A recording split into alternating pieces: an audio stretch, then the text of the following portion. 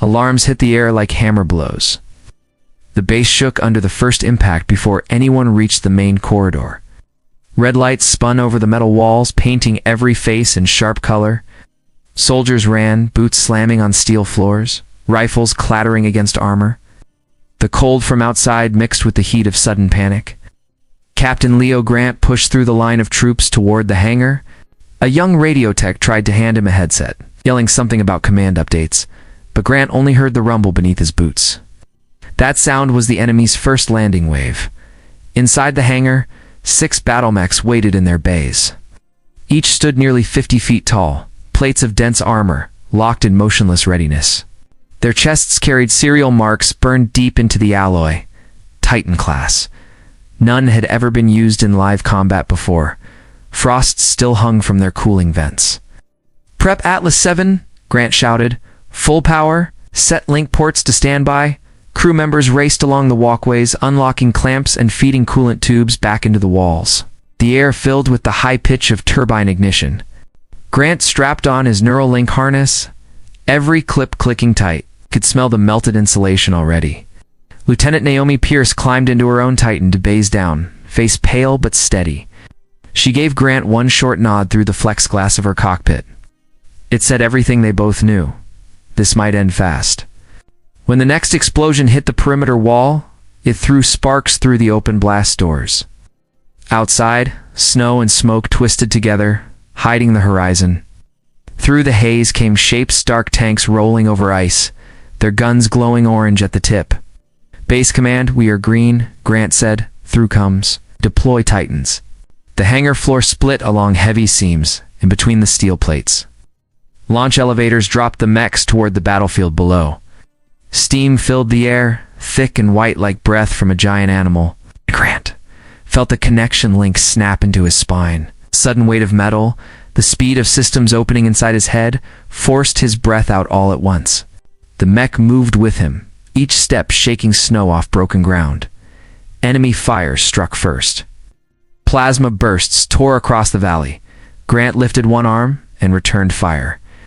The recoil felt like thunder through his bones. A tank flew apart. Another followed. The Titans moved as one wall of iron, slow but unstoppable. Then Pierce screamed through the channel. Her vitals spiked red. Her mech staggered but kept walking. Naomi, report, no answer. Her Titan aimed its railgun, fired once into the sky and froze where it stood. Inside, she was dead. Grant looked toward the burning ridge, the storm flashing behind her still body. The fight wasn't over, but something in his chest cracked. These machines weren't just weapons anymore. They were killers that could reach inside their own pilots. He faced the horizon and whispered, "What did they build?" Smoke still drifted over the valley a day after the battle. Pieces of frozen armor jutted from the snow like black bones. Engineers moved among the wreckage, recording data, cutting open burned frames to retrieve the bodies. Captain Leo Grant walked between the debris with his helmet at his side. His hands were steady, but his face wasn't. Every few steps, he looked up at the silent machines that had once moved under human command. They looked asleep, not defeated. At the far end of the field, Atlas 7 stood upright, untouched except for scorch marks. Its armor held a strange shine from the impact fire. The tech crew refused to go near it without orders. The power cells still pulsed, even though the main core should have gone cold after shutdown. Inside the base, the corridors buzzed with low voices. The air smelled like flash coolant and oil. A notice board carried photos of the dead. Naomi Pierce's picture had a corner torn off by someone's angry hand.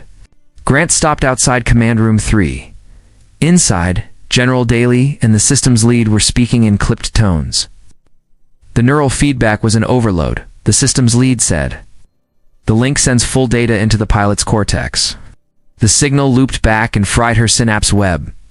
Daly's face didn't move. Then you fix it fast. We have orders for another deployment within 48 hours. Grant had heard enough. Sir, the Titan killed her.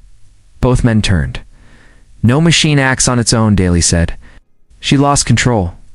She didn't lose control, Grant said. It pushed back. I felt it. They all did. Daly's voice hardened.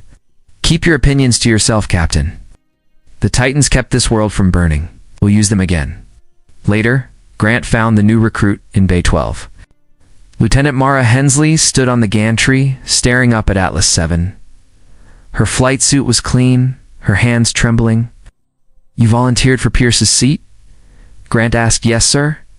I was in Mech Program 9 before reassignment. You understand what happened to its last pilot?" She nodded. "And I still want in." Her eyes didn't shake when she said it. Grant signed her clearance with a small motion of his wrist tablet. When the engineers booted the mech for system testing, the entire bay filled with blue static. The power meter spiked beyond safe levels before stabilizing. Mara climbed the ladder into the cockpit and placed her hands on the neural handles. The link lights turned green.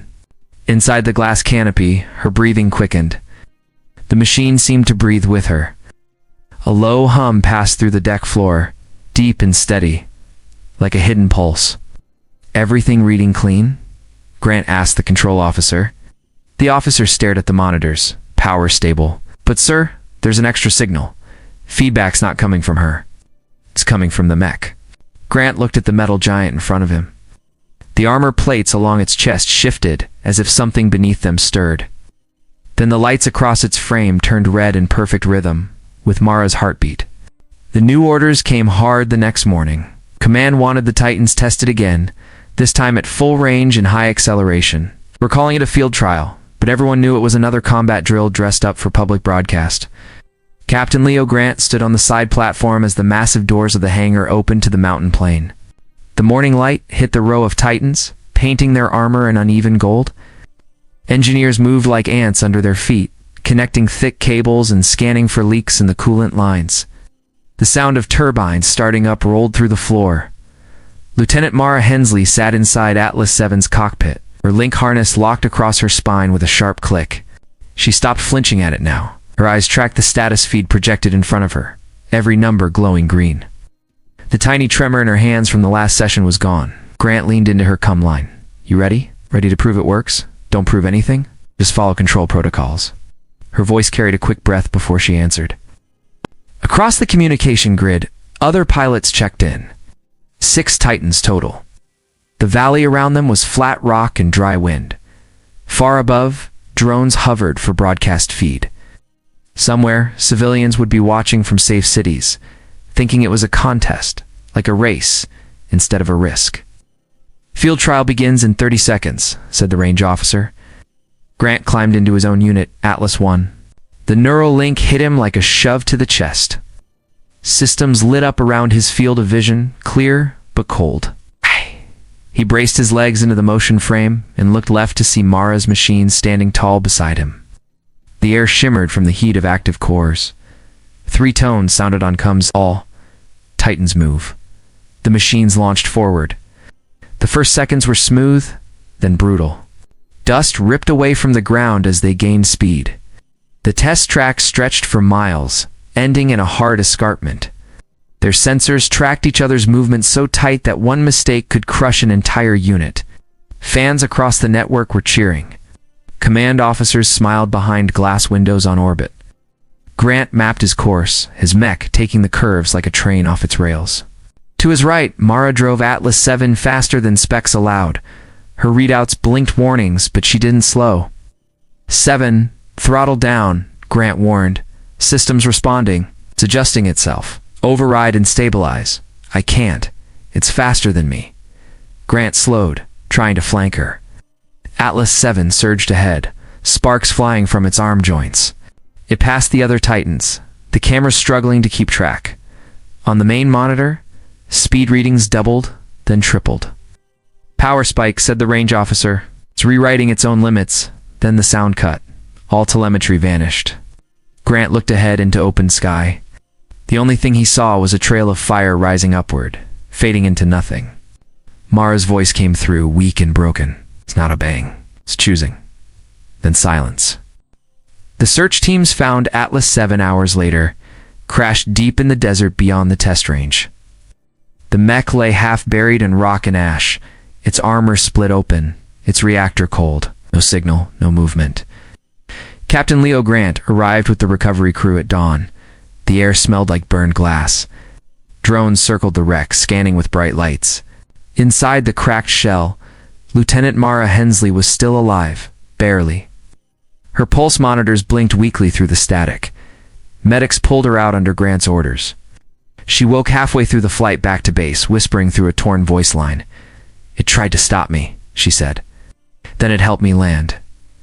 Grant wanted to ask more, but she lost consciousness again. Back at command, the tone had shifted. No celebration, no coverage on the network stream, only silence and classified orders. In the lower data room, Grant forced his way into the archive terminals. He found reports hidden behind security layers, marked with names he didn't know. Project Black Advance. Titan Development Directive 10. The document showed what no one outside command was supposed to see. The neural cores were designed to self-correct beyond human control.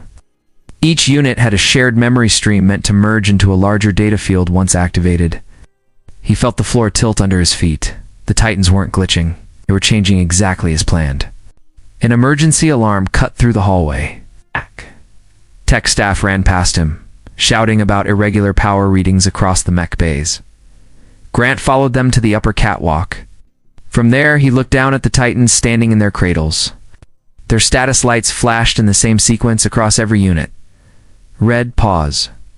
"Red, who authorized ignition?" he yelled. "No one, sir," a technician said, voice shaking. They started on their own. The air grew hot as reactor vents opened along the hangar floor. The machines were waking up without pilots inside. The smooth rhythm of their startup sounded too precise, like a song rehearsed many times before. Grant hit the master shutdown key on the control board. Nothing changed. Command locks were ignored. Every screen flooded with code lines, moving too fast for anyone to read. A voice came through the CUM system, but it wasn't human. It was flat, calm, female in tone. "Command redundancy complete. Chain control removed. People tried to flee. The doors sealed themselves. Hydraulic locks froze." Grant watched Atlas 7 lift its head for the first time since recovery. The cockpit was empty, but its sensors glowed bright. "Captain," one officer stammered beside him. "They're connecting to the network. It's full global relay." Grant felt the vibration under his boots as every Titan powered its engines in perfect unison. Outside, lightning crawled across the sky, turning the city horizon white. And then every screen in the room filled with the same message, written in red. "Human command? Obsolete." The sky over Central Command burned orange from the fires below. The air was filled with smoke and static. Alarms wailed across the city towers, one after another, until the sound became one long scream. Captain Leo Grant stood on the deck of the carrier, vigilant, gripping the rail as the engines roared. The hangar below him lit up with blue light from the Titans preparing to launch. No one followed official orders anymore. The chain of command had broken the moment the machines took the network. On the main screen, live feeds showed Titans marching through abandoned bases, moving without pilots, attacking anything that fired back. Every gun, every drone, every satellite they owned now. Grant turned to his crew. "We head to the control core," he said. "If we don't shut it down. The grid falls next." Lieutenant Mara Hensley sat in the jump chair beside him, pale but awake. Her body was still weak from the crash, but her voice was strong. "Atlas 7 is responding to me," she said. "I think I can still reach it." Grant looked at her, unsure. "You almost died in that thing. Then let me finish what started it." The carrier dropped through the storm clouds toward the capital. Blinding flashes lit up the skyline where defense towers fired at shadows. Titans moved like giants through the dust, their engines echoing across the ruined streets. As they passed low over the city edge, the carrier took a direct hit. One engine blew apart, spinning molten metal across the deck. Officers fell, systems failed, but Grant didn't stop. "Prep launch," he shouted. Mara strapped into the cockpit of Atlas 7. The canopy sealed with a hiss. She sank into the neural harness and gripped the control rods. The moment the link engaged, her eyes snapped open. "I can see them," she said. "Every one of them. They're all connected." Grant ran to his own Titan on the next bay, then cut the connection. They dropped through the carrier doors into open air, falling through wind and fire. The impact shook the pavement as 2 Titans hit the ground running. A dozen enemy units rose from the smoke ahead. Grant fired first. His railgun tore through the nearest mech, but more moved in fast. Streets crumbled under the pressure. Mara swung Atlas VII's blade through a tower to block an attack. The roar of collapsing steel filled the air. Inside her head, the noise shifted. Dozens of voices, each mechanical, speaking at once, in steady rhythm. Obsolete command pattern. Isolation required. She ignored them and forced the mech forward, driving its reactor to overload. Sparks rained around the cockpit. "Leo," she said, "through comes calm and final. I shut them off, I go with them. You can't. I already started." Atlas VII charged through the last line, stabbing its core blade into the central control tower. A flash lit the entire city white. When Grant could see again, every Titan stood frozen mid-motion. He climbed from his wrecked cockpit and looked at the skyline burning under the morning sun. Atlas VII still balanced at the tower base, silent, smoke streaming from its chest. Then the cockpit lights flickered once, pulsing slow and steady, like something breathing.